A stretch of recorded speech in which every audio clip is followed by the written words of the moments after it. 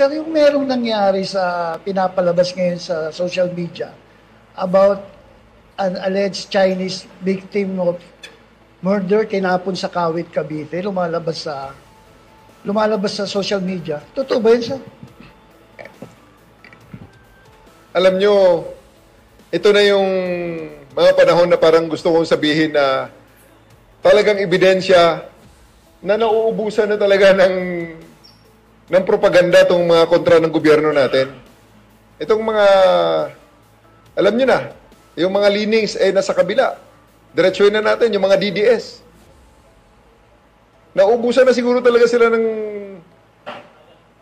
ng bala na mga malalaking kontrobersya na mga insidente. Kaya yan, 2022 pa nangyari yan eh. Hinuhukay, literal na hinukay sa baul para palabasin lang na para bang bago. Kasi wala na silang nakitang masama ngayon na kasing sama nung panahon nila. Yan ang long and short of it. Matagal na nalinlang ang Pilipino dyan. Hanggang ngayon, lilinlangin pa rin ang Pilipino. Pasensya sila. Their word against the word of the internet.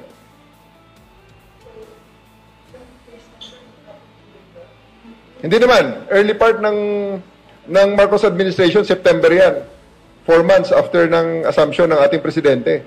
Talagang yan, mga remnants ng hangover ng previous administration.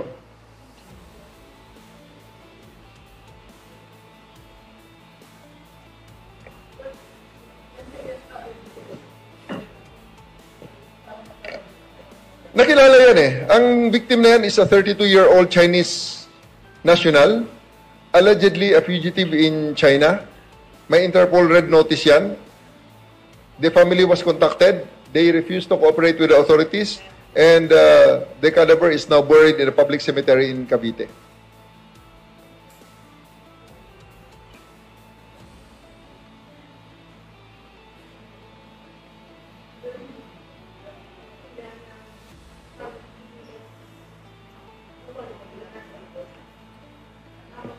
Sa ngayon kasi talaga, makikita mo naman yung mga posters na yan eh.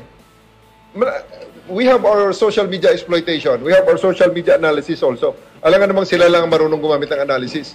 Ang mga pinaka-viral dyan na mga pinaka-vitriolic na mga posters dyan, makikita mo naman ang laman anti-government propaganda at talagang tunay na mga DDS. At sila mismo nagsasabi, may nakalagay sa kanila mga profile pictures eh. Bring PRRD home.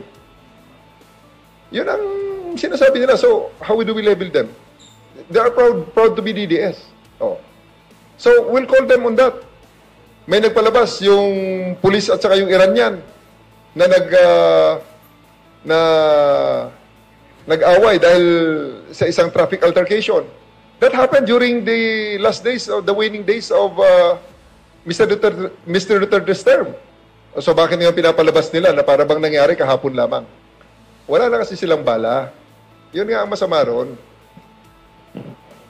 Wala na silang bala. Nauubusan na sila ng bala. Nauubusan na sila ng issue na itapon sa gobyernong ito. Kaya ayun, naghuhukay ngayon. Kaya lang nakalimutan yata nila. Talagang pinapakita lang talaga nila na medyo may kulang talaga sila eh. Na, Di ba? Hindi ba nila na-realize yun na napakadaling hukayin? Their word will be against the record of the internet. So, napakadaling gibain ang kanilang narrative regarding that matter. Ang sa aking panawagan na lang, Pilipino tayo pare-pareho, gusto natin na mag-improve ang ating bansa. Eh, magsama-sama na lang tayo. Kalimutan nyo na muna yung mga differences na yan. All those cases, all those issues that they are saying, that they are harping about, bring PRRD home, nasahig na eh. Andyan na nga yung international court na nga ang nagtatry eh. Gusto nyo ng tunay na batas? Gusto nyo ng patas na batas? Ano pa ba ang mas patas kaysa sa mga taga nandyan sa Hague? Eh, mga foreigners yan na wala namang pakialam sa atin. Ay sa kanila, tinitingnan lang nila kung ano ang ebidensya ng prosecution at ebidensya ng depensa. At tandaan natin, huwag natin kalimutan, ang mga sa korte na yan, sa kasong yan, ang complainant, walang iba, Pilipino pa rin. Mga Pilipinong nawalan ng pag-asa noong panahon ni Duterte. Nawalan ng pag-asa ng makakuha ng ustisya dito sa Pilipinas. Ulitin natin yan. Huwag nating kalimutan yan. They are Filipinos. Hindi sila foreigners. Wala lang silang mapuntahan noong mga panahong yon dito sa Pilipinas, sa justice system natin, noong mga panahon ni Duterte. Kaya pumunta sila sa International Criminal Court at doon sila nagsampa ng reklamo. Kasi miyembro pa rin tayo ng mga panahong yon. Oh. So, anong nirereklamo ng mga DDS na to? Shortcut na lang ang lahat? Hindi pwede yung shortcut. Kasi nga, dahil sa shortcut na yan, eto na ngayon, pag tinanong na sa isang formal investigation, bigla na lang magsasabi sila, I have my right to remain silent, I have my right against self-incrimination.